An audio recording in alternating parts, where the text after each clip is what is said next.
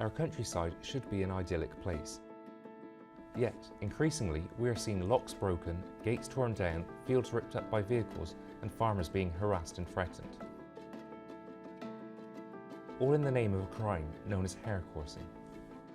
Hare coursing is the illegal activity where dogs are used to chase hares and they will be bet on. So it's an organised event. Generally there'll be no permission on the land, so damage can be caused on land as well.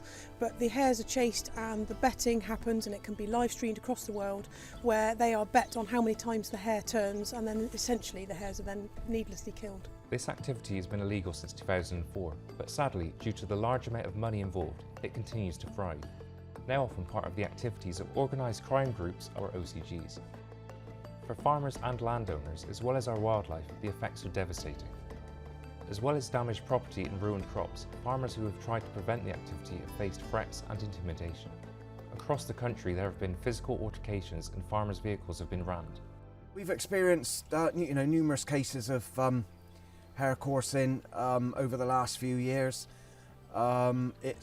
We seem to sort of experience most of the problems, in sort of the autumn months, after the crops have been cut and silage has been made.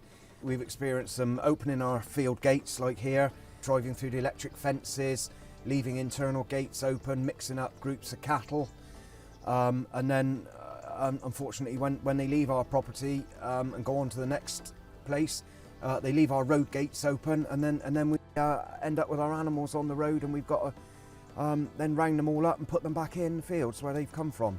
Like one of the local farmers that's on our WhatsApp group came out of his back door of his house and found a dead deer on the doorstep. You know, we've certainly experienced some heifers that have got in calf that shouldn't be in calf, and then we've got to get the vet to inject them, and also some of them we've had calve too early. The financial and mental strain is just horrendous. We've locked gates, but they turn up with angle grinders and bolt cutters. You know, we've had one instance that the locks haven't lasted a night. You know, our children are very passionate about, our animals and our farming, and when we get a report of somebody out, with a lamp in the fields, we have to all get out of bed and go and make sure our animals are okay, shut the gates, and do whatever we got to do. So what can we do to prevent and tackle the crime of hare coursing? We'd look at going from the gate inwards, making sure that your hinges on your gate are inverted. You can put the best lock possible on one side, but if you can lift it off the hinges, that's absolutely pointless. There's also alarms that you can use which are magnetic. They can send a notice to the farmer via their phone, which will then alert them to the fact that their gate's been opened, and they can then attend that location to establish if anybody has got permission to be on the land.